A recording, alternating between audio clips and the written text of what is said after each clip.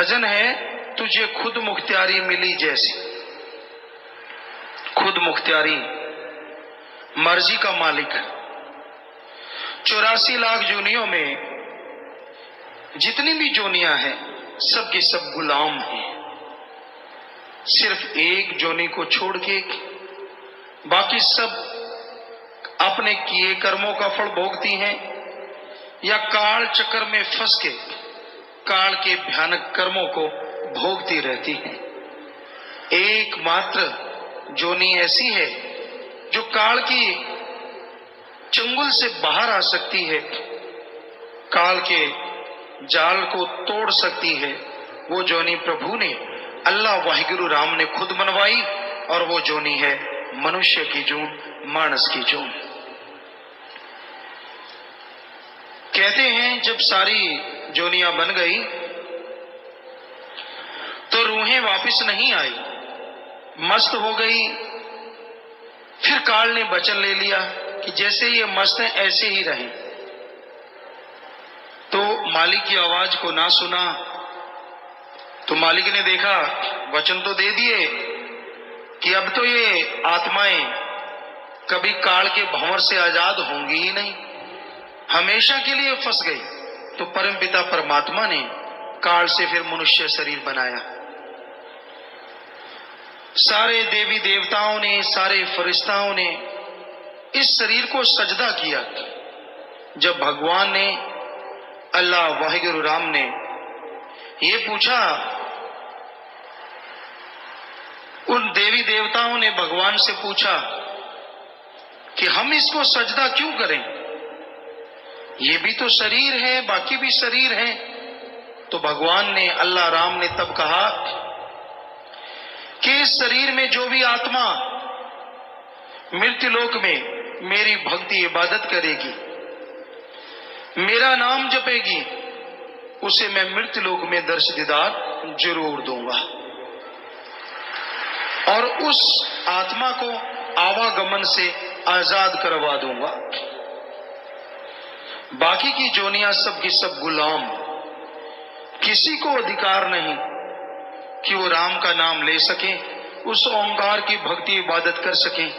सिर्फ मनुष्य जोनी को मालिक ने यह अधिकार दे दिया। तो ये अधिकार मिल गए। सब देवी देवताओं ने सजदा नमस्कार किया और इस बारे में कबीर साहब जी की वाणी भी पुष्टि करती है कि गुर सेवा ते भक्त कमाई तभी यह मानस दे ही पाई। गुरु की सेवा, गुरु अपनी सेवा नहीं करवाता। गो का मतलब अंधकार, रू का मतलब प्रकाश। जो अज्ञानता रूपी अंधकार में ज्ञान रूपी दीपक जला दे वो सच्चा गुरु। गुरु की सेवा कौन सी होती है? सृष्टि की सेवा। गुरु जो कहे वो सेवा करो। प्यासे को पानी पिलाओ, भूखे को खाना खिलाओ, अंगहीन अपंग लाचार का इलाज करवाओ, तड़पते हुओं को सहारा दो, दीन दुखियों की मदद करो और सबका भला मांगो, ये गुरु कहता है। तो गुरु सेवा ते भक्त कमाई, और गुरु जो कहे वो भक्ति करो। कौन सी भक्ति? उस ओंकार का नाम जपो। वो मूल मंत्र देते हैं, गुरु मंत्र देते हैं, मेथड ऑफ मेडिटेशन। सिख धर्म में नाम शब्द, वो शब्द देते हैं जिसका अभ्यास करने से सारे देवी देवता भी खुश होते हैं और उस ओंकार सुप्रीम पावर अल्लाह वाहिगुरु के दर्श दीदार भी हो सकते हैं। तो गुरु वो भक्ति करने की प्रेरणा देते हैं। गुरु अपनी भक्ति नहीं करवाते, वो तो उस परम पिता परमात्मा के लिए आते हैं, उसकी भक्ति की प्रेरणा देते हैं कि उसकी भक्ति करो, उसका नाम जपो। और जो वचन सुन लेते हैं संत पीर फकीरों के, गुर सेवा ते भक्त कमाई तब यह मानस दे ही पाए। इसलिए ये मनुष्य जन्म मिला है। इस देही को सिमरे देव, इस शरीर के लिए देवी देवता सुमरन करते हैं, क्योंकि उनको भी पता है आवागमन से अगर मुक्ति हो सकती है तो मनुष्य के शरीर में आके, चाहे कोई देवी देवता बना फिरता रहे, आवागमन से मोक्ष मुक्ति सिर्फ मनुष्य के शरीर में संभव है। ये धर्मों में, रूहानियत में बताया गया है। तो इस देही को सिमरे देव, सो देही बजहर की सेव, भजो गोविंद भूल मत जाहो, मानस जन्म का ही लाहो। भाई, इस शरीर के लिए देवी देव सुमरन करते हैं, भक्ति करते हैं, इबादत करते हैं कि हे परमात्मा हमें भी मनुष्य शरीर दे। और हे मनुष्य, तू उनको जाप करता है कि तू आके मेरे काज सवार। वो कहते हमें मनुष्य शरीर मिले। वो तो सुमरन करते हैं, तुझे तो ये शरीर मिल गया है, तो इसमें उस मालिक का नाम जपो। भजो गोविंद भूल मत जाओ। गोविंद जो दोनों जहां का मालिक है, वो ओंकार, एक ओंकार, वो अल्लाह का नूरे जलाल, वो सुप्रीम पावर, उसका नाम जपो, भूलो नहीं। वही मुक्ति का दाता है। भजो गोविंद भूल मत जाहो, मानस जन्म का यही लाहो। मनुष्य शरीर का सबसे बड़ा लाभ यही है कि जीते जी गम, चिंता, टेंशन, परेशानी, बीमारियों से आजादी मिल जाए और मरणोपरांत जन्म मरण से मुक्ति मिल जाए। तो ये मालिक के नाम के द्वारा संभव है। ना पैसे से, ना दिखावे से, ना ढोंग पखंड करने से, ना किसी और तरीके से मालिक खुश होता है। जब तक दिल का शीशा साफ नहीं होता, उसकी तस्वीर प्रकट नहीं होती, चाहे जितना मर्जी जोर लगा लो। लोग वाह वाह कहेंगे, वाह जी वाह, वाह जी वाह, लेकिन लोगों की मान बढ़ाई सारी एक तरफ और अल्लाह वाहिगुरु राम एक तरफ। वो इन चीजों में नहीं मिलता। उसको पाने के लिए दिलो दिमाग में से बुराइयां साफ करनी होंगी, अपनी खुदी को मिटाना होगा। चाखा चाहे प्रेम रस, राखा चाहे मान, एक म्यान में दो खड़ग, देखा सुना न कान। चाखा चाहे प्रेम रस, मालिक के प्यार को पाना चाहता है, और दूसरी तरफ मान, बड़ाई, वावा का भूखा है। दोनों चीजें एक म्यान में नहीं रहती। जैसे एक म्यान में दो तलवार, कबीर जी कहते ना तो देखा ना सुना, उसी तरह एक शरीर में झूठी मान, बड़ाई और अल्लाह वाहिगुरु राम का प्यार इकट्ठे नहीं रहते। यहां मालिक का प्यार है, वहां अहंकार नहीं, और यहां अहंकार है, वो थोथा चना बाजे घना, वो खाली है। उसके अंदर मालिक का प्यार नहीं, वो कोरा ज्ञान सुनाने वाला है। क्योंकि जिनका हृदय साफ है, जिनके अंदर अहंकार नहीं, खुदी नहीं, उनके अंदर खुदा बसता है। यहां खुदी है, वहां से खुदा कोसों किलोमीटर दूर चला जाता है, सैकड़े किलोमीटर दूर चला जाता है। इसलिए अपने आप को पवित्र बनाओ, उस मालिक का नाम जपो, उसकी भक्ति इबादत करो। उसके नाम में ये शक्ति समाई है कि आपके अंदर के कचरे को साफ कर दे। जैसे जमींदार भाई हैं, कपास, नरमा, जो भी फसल बोते हैं, अगर सही टाइम पे संभाल करें तो फसल फलती फूलती है। सही पानी हो, खाद, स्प्रे जो भी आप देते हैं, पर उसमें एक चीज और भी जरूरी है, उसमें से घास फूस निकालना भी जरूरी है। जिस जमींदार के खेत में घास फूस ज्यादा बढ़ जाता है और वो आलस करता है, आज नहीं यार कल निकालेंगे, कल नहीं यार परसों निकालेंगे, उसको ये नहीं मालूम कि जो ताकत तेरी नरमे के पौधों ने, कपास के पौधों ने लेनी है, वो तो घास फूस खींचते जा रहे हैं। कहां से फसल फलेगी, कहां से हरा गहरा हरा रंग आएगा? वो तो बेचारे पीले कुमला जाएंगे। अगर कोई सही टाइम पे घास फूस निकालता है और सही टाइम पे फसल की कीड़ों से, बीमारियों से रोकथाम करता है, तो फसल भी कई गुना वफा करती है। उसी तरह आपके शरीर को भी जरूरत है अंदर से घास फूस निकालने की। आपके शरीर में काम वासना, क्रोध, लोभ, मोह, अहंकार, मन माया रूपी घास फूस बढ़ता ही जा रहा है। ये बीमारियां आपकी आत्मा को चारों तरफ से घेरे बैठी हैं। आलस ना करो यार, कल करूंगा, परसों करूंगा। आपकी आत्मा को निचोड़ के रख देंगी ये बीमारियां। इसलिए संभाल करनी है। अंदर का ये घास फूस बीमारियां निकालने के लिए एकमात्र स्प्रे, एकमात्र उपाय राम नाम की दवा का छिड़काव है। जीवा से राम नाम जपो, ख्यालों से राम नाम जपो, ये सारी बीमारियां खत्म हो जाएंगी और आपकी आत्मा महक उठेगी और मालिक के दर्श दीदार से अंदर बाहर से माला माल होते जाओ। समय पे संभाल जरूरी है। जब समय चला जाता है, पीछे पश्चाताप करने से कुछ हासिल नहीं होता। आयु बीती जात है, हरि से क्यों ना हेत। समय बीत रहा है। जो सेकंड, जो मिनट, जो घंटा, दिन, महीना, साल आपकी जिंदगी का गुजर गया, समझो आप छोटे हो गए, आप मौत के और नजदीक हो गए। तो ये समय गुजर रहा है, पर आप मालिक से प्रीत करना ही नहीं चाहते। रसों कसों में फंसे हुए हो, कोई काम वासना में।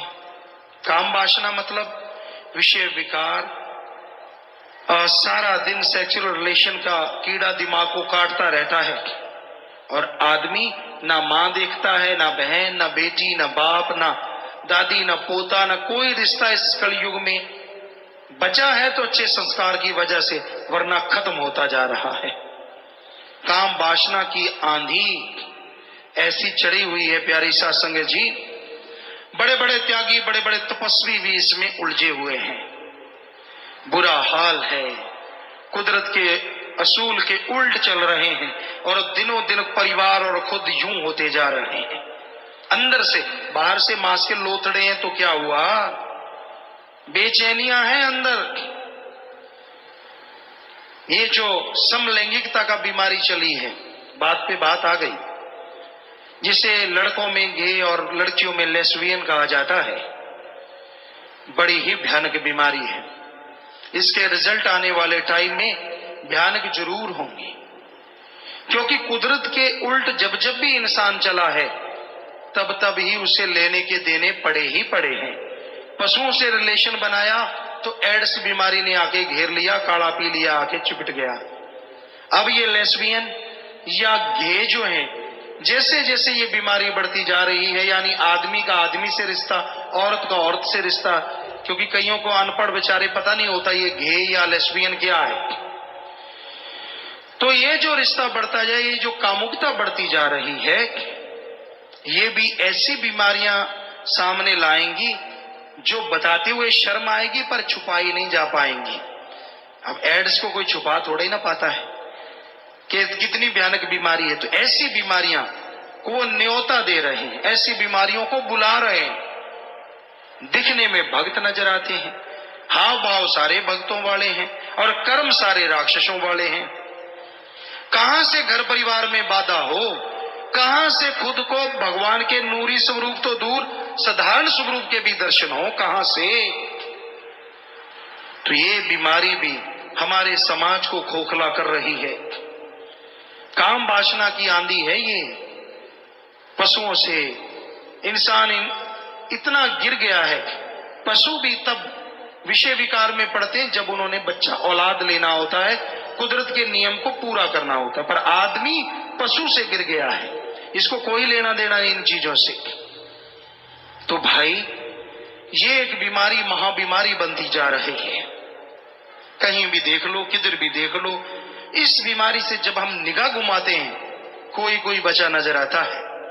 वो भी जिसके अच्छे संस्कार हैं, सतगुरु अल्लाह मालिक से बेहद प्यार है, अदरवाइज का कमरा बंद कर करके सतगुरु के वचनों की धज्जियां उड़ाते हुए ऐसे कर्म करते नजर आते हैं और पल पल उनको भोगना होगा। अगर वो ना चेते, अगर वो ना जागे तो फिर ऐसे चिल्लाएंगे कि दुनिया जागेगी, उनको पता चलेगा ये बीमारी के घर है।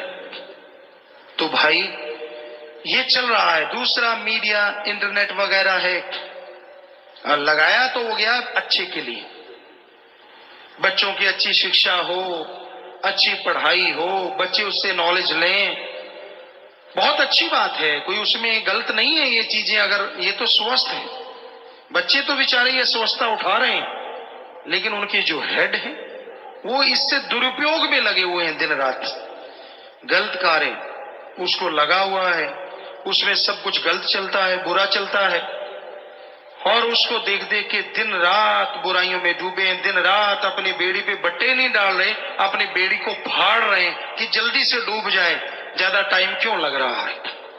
ये भी एक बीमारी है जो फैलती जा रही है, बढ़ती जा रही है, जो आदमी के दिमाग को मालिक की तरफ नहीं लगने देती बल्कि गलत तरफ। और फिर जब कर्मों की मार पड़ती है फिर चिल्लाते हैं ऐसा क्यों हो रहा है। क्या बताएं, किस किस को कहें। हमाम में सब नंगे हैं। हमाम कहते हैं स्नान घर को, और उसमें कोई कपड़े पाके तो नहाता नहीं। एक आधा कोई बुद्धू होगा जो कपड़े समेत नहा लेता होगा, वरना तो कपड़े उतारने ही पड़ते हैं। तो हमाम में सब नंगे हैं, समझदार को इशारा काफी है। काम वासना से कोई बिरला ही बचा है, सब डंगे हुए हैं। सुमरण करे, मालिक पे दृढ़ विश्वास रखे तो बचाव हो जाए तो हो जाए भाई, वरना तो हम उस मालिक और सतगुरु के अलावा मानते नहीं कोई इससे बच जाए। बुरा हाल है समाज का। फिर है क्रोध। क्रोध कहते थे फला का गुस्सा नाक पे है, पर आज तो गुस्सा मुंह पे ही आ गया है। इतना दूर भी नहीं है, सीधा ही है। किसी को छेड़ के देखो सीधा करंट मारता है। किसी को कुछ कहा ना हो तो भी आ बैल मुझे मार। भाई तू कौन, मैं खाम खा। तुझे कुछ कहा नहीं कहा, तुझे बुरा बोला नहीं बोला, पर लोग इसलिए जलते हैं तूने अच्छा क्यों बोला। आग लगी पड़ी है, आग। किसी धर्म में बता दो निंदा करो, किसी को बुरा कहो लिखा हो तो हम सत्संग करना छोड़ देंगे। और बताओ क्या कहें। बड़े बड़े धर्म के नुमाइंदे आए हमारे सामने, हम पूछते हैं उनसे किसने सिखाया है आपको किसी की निंदा करनी, किसी को बुरा कहना, कहां किस ग्रंथ में लिखा है। बनते फिरते धर्म के ठेकेदार नुमाइंदे, अपने आप को सुधार लो, इतना ही काफी है। आज समाज में इतना बुरा हाल है, दूसरों की बुराइयां बिना वजह। अरे मालिक की तलवार ऐसी गिरेगी वो चल जाएगी, पीछे आवाज ही आवाज छोड़ जाएगी। डरो उसकी तलवार से। कोई अच्छा करता है, अच्छा बोलता है, अच्छा कहता है, अच्छे कर्म करवाता है, आपको चिलूने क्यों लड़ते हैं। क्या बीमारी है आपको। कर्म अच्छे करने तो खुद करो, दूसरे को करने से मत रोको। ये कलयुग, ये घड़ा पापों से भरता जा रहा है, खास करके ऐसे लोगों का ही जो दूसरों की निंदा करते हैं, क्योंकि किसी धर्म में लिखा ही नहीं है। गुरु सहवानों के पवित्र गुरबाणी में तो, क्योंकि हमने पढ़ी है पूरी की पूरी, बहुत बार पढ़ी है, इतने पेज भरे हैं पर निंदा के पाप के कि पढ़ पढ़ के आदमी सोचे यार इसको पढ़ के निंदा कर ही नहीं सकता आदमी। पढ़ के देखो, निंदा भली किसी की नाही, मनमुख मुग्ध करन, मुंह काले तिन निंदका, नरके घोर पवन। मनमुख वो गुरु का तो है ही नहीं। गुरु सहबानों की वाणी कह रही है उसके ऊपर गुरु की तो कोई कृपा है ही नहीं जो निंदा करता है। मनमुख है वो, मनमुख। मुग्ध महामूर्ख है। मुग्ध का मतलब मूर्ख, महामूर्ख। मनमुख मुग्ध करन, मुंह काले तिन निंदका, नरके घोर पवन। या तो कह दो गुरुओं की वाणी झूठी है, जो कि हो नहीं सकता, क्योंकि उनका तो एक एक अक्षर सच था, सच है और सच ही रहेगा। तो फिर क्यों यहां भी नरक पैदा कर रहे हो और आगे भी नरक पैदा कर रहे हो। दोनों जहान में मुंह काला होगा तो होगा ही होगा 100%। सिर्फ क्रोध में आके, सिर्फ किसी की कठपुतली बनके, किसी की उंगलियों के इशारे पे नाचने वाले दूसरों की निंदा किया करते हैं, खुद का दिमाग काम में नहीं करते, पशु बन के। जब और हमने ऋषि मुनि हिंदू धर्म में पढ़ा, हर धर्म में पढ़ा, हर धर्म में मना है पर निंदा महापाप, पर निंदा महापाप, पर निंदा महापाप। तो किसी का बुरा नहीं कहना चाहिए प्यारी साध संगत जियो, अपनी अंदर की बुराइयां साफ करनी चाहिए। अंदर की बुराइयां साफ करने में टाइम लगा दो, वही बड़ी बात है। किसी की बुराइयां गाते हो, वो बुराइयां आपके अंदर आ जाती हैं। इसलिए किसी दूसरे को देख के जला भुना ना करो, ऐसे क्रोध ना किया करो। फिर है लोभ लालच। ये लोभ लालच ही तो सब कुछ करवाता है। लोभ है सर्व पाप का बाप। यहां लोभ लालच आ गया, बाकी के पाप अपने आप जुड़ते चले जाते हैं, अपने आप बनते चले जाते हैं। तो लोभ लालच बुरी बला है। इससे बेटा बाप को मारता है, भाई भाई में दुश्मनी पैदा हो जाती है। वो भाई जिनकी रगों में एक जैसा खून, एक ही मां बाप का साया, एक दूसरे के लिए छोटे होते जान कुर्बान करने को तैयार। जैसे माया रानी आई, जैसे लोभ लालच ने अपना जाल फैलाया, पल में भूल गए कि कैसा भाई और कैसा नाता, एक दूसरे के खून के प्यासे हो गए। तो ऐसा है ये लोभ लालच। और ये लोभ लालच ही निंदा करवा रहा है। लोग बिक रहे हैं, बिकाऊ माल। कैसी मां बाप की औलाद, लानत ऐसी जननी पे जिसने ऐसी औलाद को जना, और लानत उन पे जो अपने दिमाग का इस्तेमाल नहीं करते। चंद नोटों के लिए आदमी आदमी को मार देता है। हमने आपको बात सुनाई, पहले भी कई बार सुनाई है, कि गांव के मुखिया थे। सच्ची बात है ये 100%। गांव के मुखिया, जिसे सरपंच कहें, प्रधान कहें, पुराने टाइम की बात है, काफी पहले की। तो अच्छा पैसा था, गुंडागर्दी बढ़ने लगी। वो बेचारा बड़ा नेक, बड़ा समझदार था।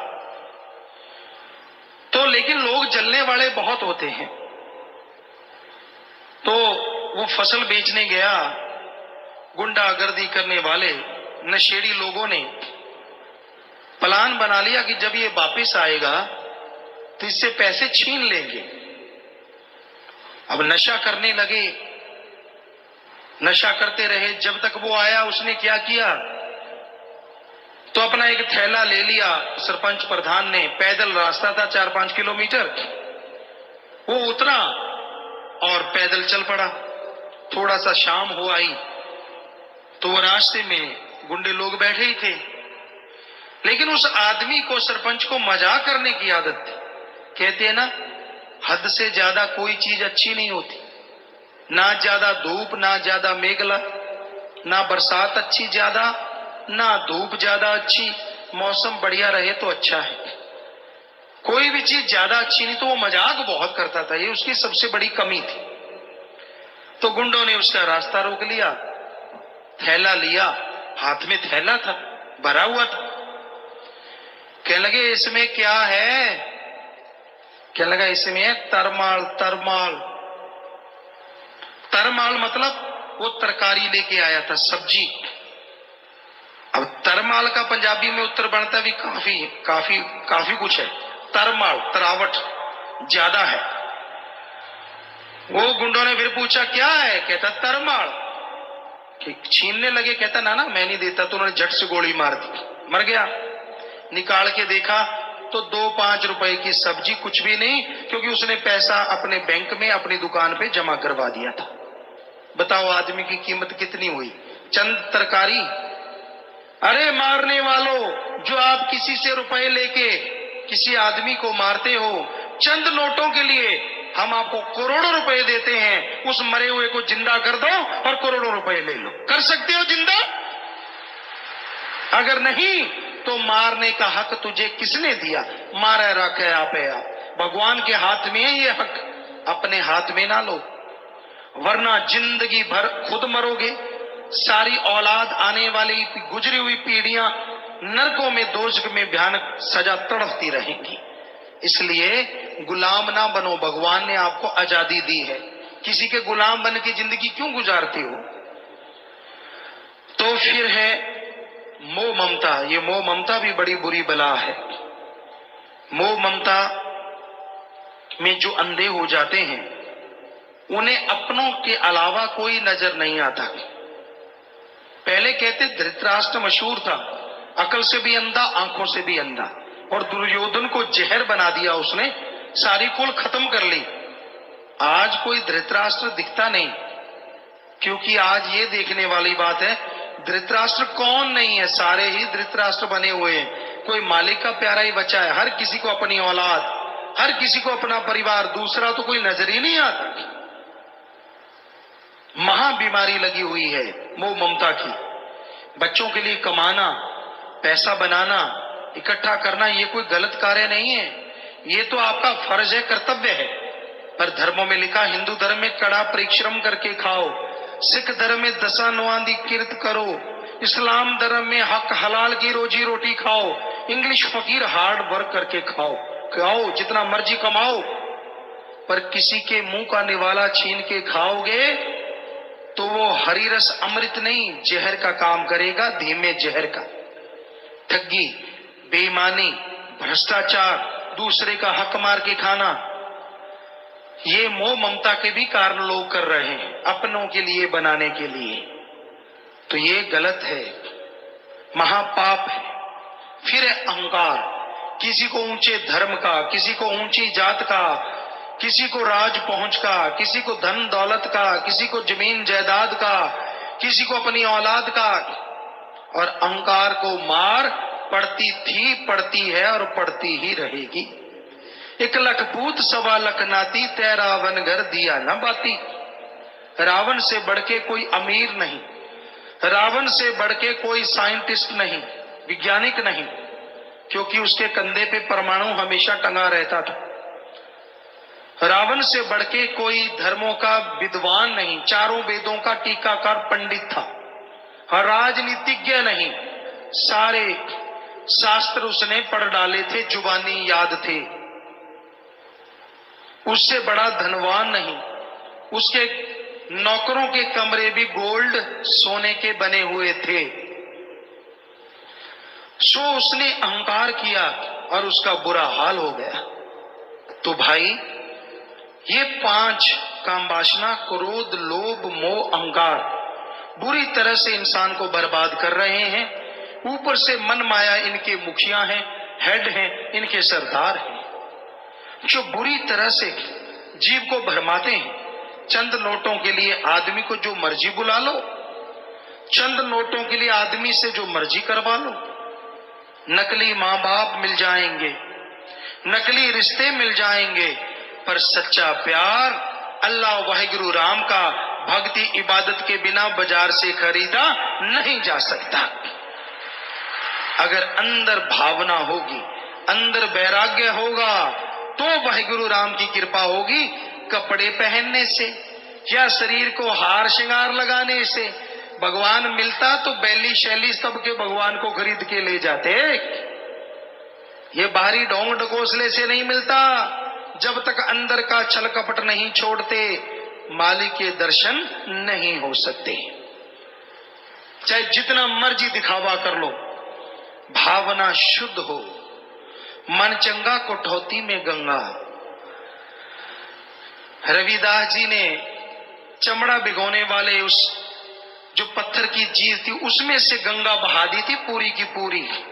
राजा को कहा था सोने के कड़े निकाल ले जितने निकालने, मन चंगा कठौती में गंगा।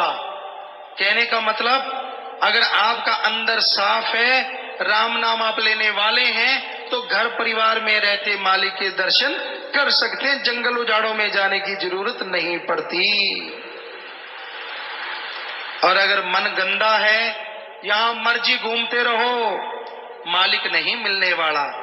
हाँ, शौक है, आप कर सकते हो, बड़े कपड़े लत्ते पहन के ये वो ये फूं फां ये कर सकते हो, क्योंकि ये कलयुग है, इसमें इससे हवा मिलती है। पर जो वाहिगुरु राम अल्लाह ईश्वर को पा लेते हैं, उनके अंदर अहंकार नहीं होता, उनके अंदर शूफे नहीं होती। वो तो क्या कहते हैं श्री गुरु नानक देव जी महाराज के, जो इतनी बड़ी पदवी के मालिक हुए, उन्होंने कहा है, क्या कहा है, कोई आखे पूतना कोई कहे बिताला। गुरु जी कह रहे हैं कि हमें लोग क्या कहते हैं, कोई आखे पूतना कोई कहे बिताला, कोई आखे आदमी नानक बेचारा। कहते कोई हमें कहता है आदमी है, कोई कहता नहीं यार ये तो भूत है, बेताल है, पानी पे चल पड़ता है, ये तो पल में ऐसे कर देता है, यहां मर्जी प्रकट हो जाता है, ये तो हाथ से पहाड़ रोक देता है। पर गुरु जी क्या कहते, कोई आके आदमी नानक बेचारा, कि भाई हम तो उस मालिक के अदने से दास हैं। गुरु जी कहते इतने बड़े महापुरुष, ये है सच्चे संत, सच्चे मालिक के नुमाइंदे की निशानी। यहाँ कोई अहंकार या कोई ऐसी चीज नहीं होती, ये होते हैं मालिक के प्यारे, वो संत, वो पैगंबर। अपने आप को मान बढ़ाई देके दुनिया का नुमाइंदा बना लेने से मालिक के प्यारे नहीं बनोगे, नरकों में बास होगा, नरकों में बास। क्योंकि गऊ को आटा दिखा के उसका घात करवाने के समान है धर्म का नाम लेके लोगों को लूटना, लोगों को गुमराह करना और उनको धर्मों के उल्ट रास्ते पे लेके जाना। धर्म नहीं सिखाते। धर्म शब्द का मतलब क्या है, पूछो आलिम फाजलों से। धर्म शब्द का मतलब है आदमी को आदमी से जोड़ो, धारण कर लो, और आदमी को अल्लाह वाहिगुरु राम से जोड़ो। जोड़ना काम है धर्म शब्द का, तोड़ना नहीं। कहां लिखा है ये, हमें बताएं। कोई भी एक लाइन दिखाएं यहां लिखा हो कि आदमी को आदमी से तोड़ो और आदमी को अल्लाह वाहिगुरु राम से तोड़ो। कहां लिखा है ये, किस पवित्र ग्रंथ में लिखा है? सो भाई ये कलयुग है, ये मन रूपी ग्रंथों में लिखा हुआ है। अपने मन की बनाई चीजों के पीछे गुमराह हैं ऐसे लोग। तो यही बेपरवाह जी फरमाते हैं कि तुझे खुद मुख्तियारी मिली जैसी, किसी और जून को ना मिली ऐसी। ऐसा सोचने का हक किसी को और मिला ही नहीं। अब जो जी चाहे कर ले, तेरी मर्जी। चाहे शैतान का बाप बन जा भाई बुरे कर्म करके, पर संत नहीं चाहेंगे कि तू ऐसा बन। संत कहते हैं इंसान से भगवान बन जा, उसकी भक्ति इबादत कर, और जब सुप्रीम पावर के दर्शन करेगा तो उसी का रूप बन जाएगा, अंदर सुरूर, चेहरे पे नूर आएगा। तो भाई इस बारे में संतों की जो वाणी है, सेवादार भाई आपको पढ़ के सुनाएंगे। इस बारे में लिखा बताया है। धन धन सदगुरु तेरा ही आसरा। दुनिया के अंदर इस मनुष्य की कायम की हुई पातशाही है।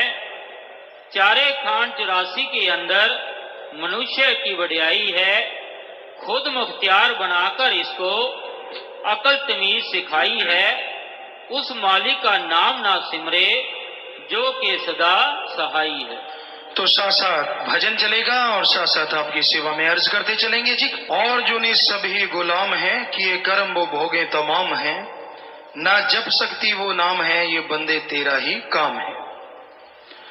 बाकी जोनियां जितनी भी हैं सब के सब गुलाम हैं और सभी काल के दायरे में हैं। वनस्पति है, पेड़ पौधे, घास फूस, इनमें भी जान है, लेकिन ये मर्त परा बहुत गहरे कोमा में कहीं इस तरह आत्मा को समय गुजारना पड़ता है। कई पेड़ जिनकी उम्र हजारों साल है, आत्मा को उनमें रहते हुए व्याकुल होना पड़ता है, तड़पना पड़ता है कि ये कर्मों का बोझ उन पे बढ़ता चला जाता है। कीड़े मकोड़े हैं रेंगने वाले, गंदगी का कीड़ा है, और भी कीड़े मकोड़े जितने भी आप देखते हैं, बेहद कष्ट उनको उठाना पड़ता है। पक्षी हैं, पशु हैं, तो इस तरह 84 लाख जोनियां जीव को भोगनी पड़ती है, तब जाके मनुष्य शरीर मिलता है। और इसमें अवसर है कि आवागमन से मोक्ष मुक्ति हासिल करो। हिंदू धर्म में लिखा है आत्मा को एकमात्र मौका मिलता है जब वो जन्म मरण के चक्कर को, जन्म मरण के जाल को खत्म कर सके, और आत्मा के लिए वो एकमात्र मौका, एकमात्र अवसर मनुष्य शरीर में उस ओंकार का सुमरन करना है। यही बात सिख धर्म में आती है 84 लख परमत्यान दुर्लभ जन्म पायो, नानक नाम संभाल तू सो दिन नेड़ा आयो। गुरु साहबानों ने भी बिल्कुल वही बात कही है कि 84 लाख शरीरों में चक्कर लगाने के बाद ये मनुष्य शरीर मिला है जो बड़ा दुर्लभ है, अति दुर्लभ।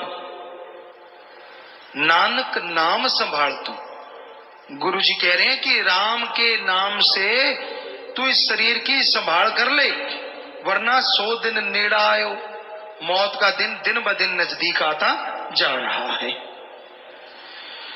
तो भाई संतों ने तो कोई कमी नहीं छोड़ी समझाने की। अजी उन संतों की छोड़िए, महापुरुषों की छोड़िए, अवतारों की छोड़िए जिन्होंने इतना कुछ समझाया, उनके पवित्र ग्रंथों का लोग आदर करते हैं, मानते नहीं। उस जमाने में किसी ने कितना अमल किया ये इतिहास है। जब गुरु आए, संत आए, पीर पैगंबर आए, अवतार आए, कितने के लोग थे जिन्होंने उनको माना, बाद में पछताए। पछताने की क्या जरूरत है, उनके पवित्र ग्रंथ हैं, पढ़ो और अमल कर लो, फिर से आप उनको मानोगे, समझो उनको मान लिया। पर आज लोग क्या कहते हैं, हम गुरु को तो मानते हैं पर गुरु के वचनों को नहीं मानते। गुरु को चाहे कम मान लो, वचनों को मान लो, क्योंकि वचन उस भगवान के होते हैं और उसको मानने से ही दोनों जहान की खुशियां हासिल होती हैं। नहीं मानते, इतने अड़ी के पक्के हैं, इतने अड़ियल घोड़े टट्टू हैं कि कहने का जितना मर्जी जोर लगा लो, जो मर्जी समझा दो। अरे कईयों को तो यहां तक समझा दिया, मालिक कहलाने वाले, हम तो खाकसार हैं, चौकीदार हैं, कुछ भी नहीं, पर वो अल्लाह राम जो बुलवाता ना, वो दोनों जहां का मालिक वाहिगुरु राम गॉड है। कई सज्जन आए, नशा नहीं छोड़ते थे, छोड़ दे भाई नशा, ना जी, छोड़ दे भाई नशा, ना जी। माफी ले गया 2 बार 3 बार 4 बार, सिफारिशें लेके आए, परिवार लेके आए, खास सेवादार हैं जी माफ करें। यहां तक मालिक ने मुंह से निकलवा दिया, 2-3 के साथ ऐसा हुआ कि मत पीना भाई, नशा मत करना, करोगे तो आपकी मौत आ सकती है, मत बुरे कर्म करना, करोगे तो आपकी मौत आ जाएगी। कह दिया उनको, कहते जी अब क्यों करेंगे। लेकिन ऐसा अड़ियल घोड़ा मन रोके ना किसी के रोके, बेपरवाही ने एक भजन में लिखा है, ऐसा है मन अड़ियल घोड़ा जो किसी के रोके से रुकता नहीं, सुमन के द्वारा रुकता, वो कोई करता नहीं। तो नहीं मानी, जैसे नशा किया दुनिया से पार, क्योंकि वो मालिक कहलवाने वाले हैं। तो अब भी हम देख रहे हैं, उनको पता चल रहा है कि बात हमें कही जा रही है, लेकिन क्या मजाल कि वो मान जाए। ऐसे अड़ियल टट्टू बने हुए हैं, सवाल पैदा नहीं कि वचन माने, मैं नहीं मानता, होना सो होने दो, तो होगा बच्चू, जरूर होगा, कोई ताकत नहीं रोक पाएगी, जोर लगा लेना, और जब होगा तब पश्चाताप करेगा। क्यों नहीं रुकता, क्यों नहीं राम नाम जपता। बहुत बार कहा है जाग जा, जब जागो तभी सवेरा, जब जागो तभी सवेरा। जागो से मतलब जब अल्लाह वाहिगुरु का नाम जपो, वो उसी समय मुआफ कर देंगे, वो दया के सागर हैं, रहमत के दाता है, मान जा। अभी भी मान जाए तो मालिक से दुआ है, मालिक सबका भला करता है, वो भला करेगा। पर चूंकि जिसका मन अड़ी पकड़ लेता है ना, वो अड़ियल बन जाता है, अड़ियल। मैं नहीं मानता, करे मेरा जो कोई करे। दुखी भी हो रहे हैं, परेशान भी हैं, घर भी बर्बाद हो रहे हैं, पर मजाल है कि वचन मान ले। पता नहीं क्यों नहीं मानते, क्यों नहीं सुखों को बुलाते, क्यों नहीं खुशियों को बुलाते, क्यों इमेज बना रखी है मन को इमेज बना लेते हैं। मैं अगर बदलूंगा तो लोग क्या कहेंगे, चाहे बर्बाद हो जाओ, चाहे सब कुछ खत्म हो जाए, बदलना नहीं। अरे इमेज तब क्या होगी जब बुरा हाल होगा, तब कैसे करोगे? अब तो खुद मुख्तियार हो, मौका है, क्योंकि कर्मों की मार पड़ी नहीं, बच जाओ। और जब पड़ी गई तब कैसे इमेज को सुधारोगे? क्या सबको पता नहीं चलेगा? ये ऐसे कर्म करने वाला इसका इसलिए हाल है। तो भाई संत तो दुहाई देते हैं, हाथ जोड़ जोड़ के हम तो आपसे प्रार्थना करते हैं। हमारी तो प्रार्थना है, और कोई धौंस नहीं जमा रहे आप पे, पर आप मालिक की औलाद हैं, इसलिए हाथ जोड़ के विनती करते हैं, मत करो बुरे कर्म, मत करो बुरे कर्म। ये कलयुग है, बुरे कर्म करोगे तो तिल तिल करके मरोगे, तिल तिल करके भरोगे। सारी चतुर चालाकियां, सारी शातिराना चालें धरी धराई रह जाएंगी। ऐसा भोगने लगोगे, सुखों के तरस जाओगे। हंसते तो क्या है, आपसे रोया नहीं जाएगा जब कर्मों की मार पड़ेगी। मत करो ऐसे कर्म, मत करो ऐसे कर्म। सो हम तो हाथ जोड़ के प्रार्थना कर रहे हैं, हमारी प्रार्थना को स्वीकार करो। छोड़ दो चालबाजियां, छोड़ दो चालबाजियां। क्यों मन की चालबाजियों में अड़े हो?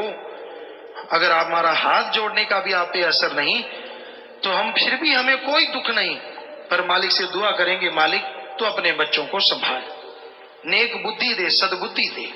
और हम आपके लिए बद्दुआ मांगेंगे, ये तो हो ही नहीं ना सकता। संत कभी किसी का बुरा मांग नहीं सकते, चाहे उसको कोई गालियां दे दे सामने खड़ा हो, सवाल ही पैदा नहीं होता। संत जहां भी होते हैं, कबीर जी के दोहे की तरह हमने एक शेर बनाया है, संत जहां भी होते हैं सबकी मांगत खैर, सबों से हमारी दोस्ती नहीं किसी से बैर। दोस्ती इसलिए, जो अल्लाह वाहिगुरु से प्यार करेगा उसकी औलाद से नफरत कैसे कर सकता है? उससे प्यार ही करेगा। सो संतों का तो हर कर्म जीव के भले के लिए होता है। संत पीर फकीर अगर किसी को गुस्से में भी कुछ कहते हैं, पता नहीं कितने उसके महान भयानक कर्म को काट रहे होते हैं।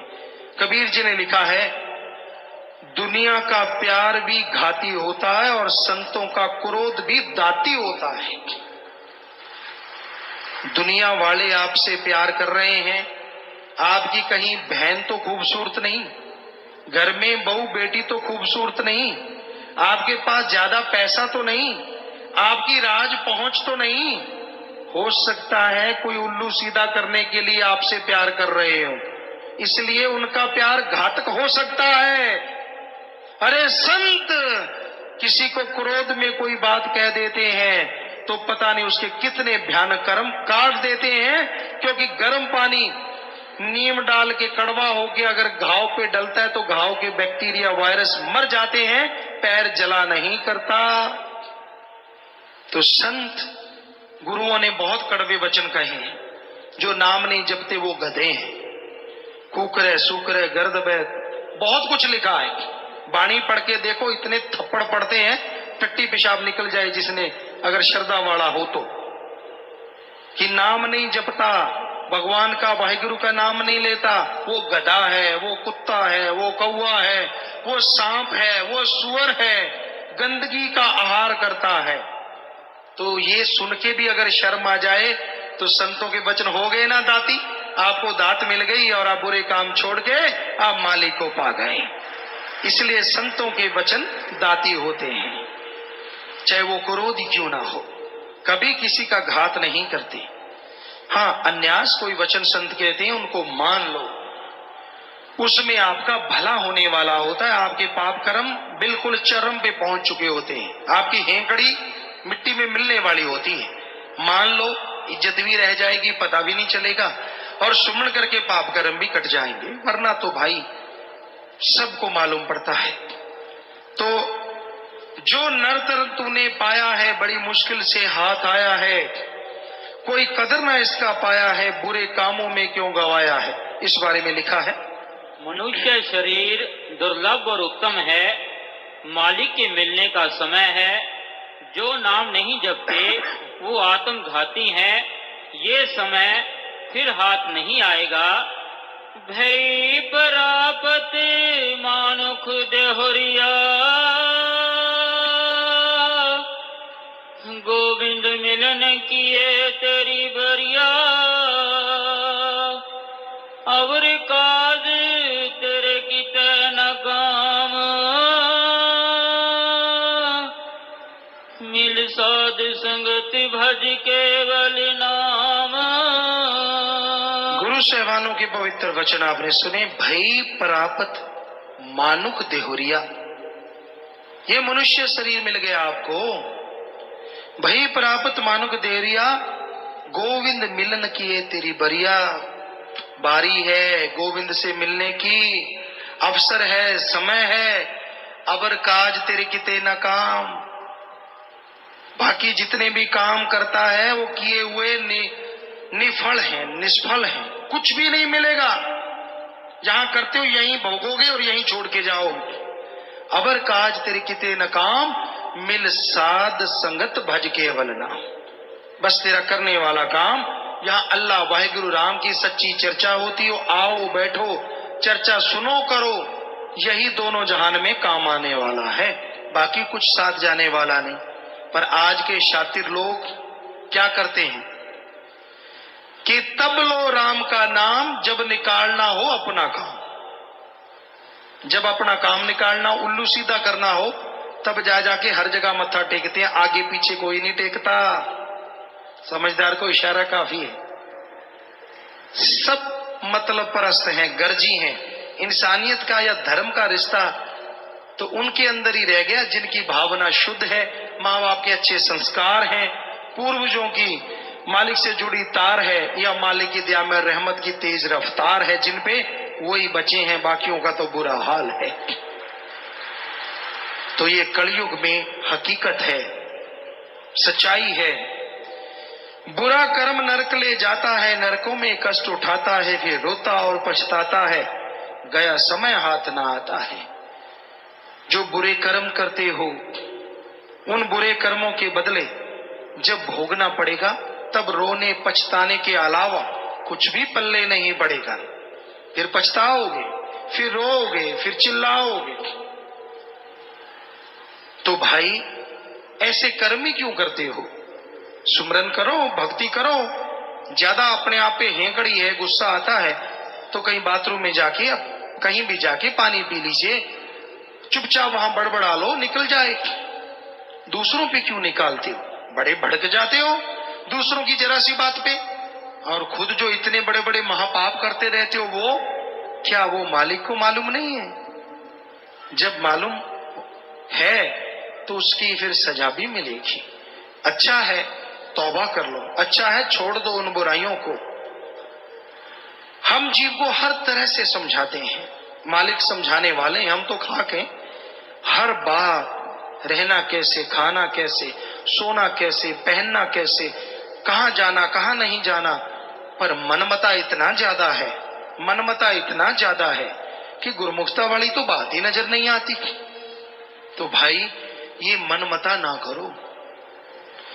मन यानी काल शैतान के अनुसार अगर आप चलते हो तो आपको अपने कर्मों का फल भोगना होगा। हर जगह पे लानत पड़ती है और आदमी दुखी रहता है। बुरा कर्म नरक ले जाता है, इस बारे में लिखा है। हर एक ये कर्म का असर हमारे जीवन में लिखा जाता है।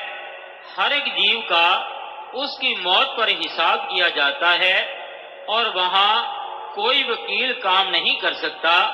हर एक के किए कर्मों अनुसार इंसाफ किया जाता है। ना उस फैसले की कोई अपील हो सकती है, ना मुजरम की रिहाई। अगर कोई पापों में प्रवृत्त रहा है तो उसको किसी ऐसे तबके में जिसको नरक या दोजख कहा जाता है भेजा जाता है। तो आपके सवालात हैं, उनका जवाब ये भी एक सत्संग है, ध्यान से सुनते रहिए। हम कोई विद्वान नहीं है, मालिक दया के सागर जैसा ख्याल देंगे, अपना नजरिया आपकी सेवा में रखते जाएंगे। जी बोलिए। धन्य सदगुरु, तेरा ही आसरा रविंद्र पानीपत से। गुरु जी मैं बहुत भ्रमित हूँ। स्त्री और पुरुष दोनों होते हैं, लेकिन ये हिजड़ा कहाँ से आया, किस कर्म के आधार पर?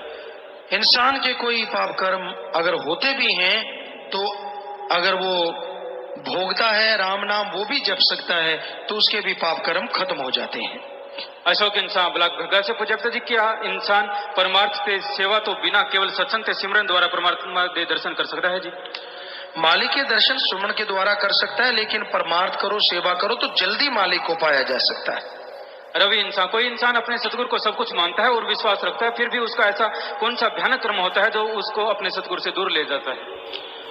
अगर आप अपने काम धंधे के लिए दूर जाते हैं, कर्म करना भी इंसान का फर्ज है, दाना पानी भी ले जाता है, लेकिन अगर आप वैसे दूरी की बात करते हैं कि मालिक को मानना बंद कर देता है, तो उसके अपने खरीदे गए पाप कर्म, सुनी गई निंदा या मान बढ़ाई झूठी, जिसकी वजह से वो वाह करवाता रहा, ये सारे कारण हो सकते हैं। नितिन इंसान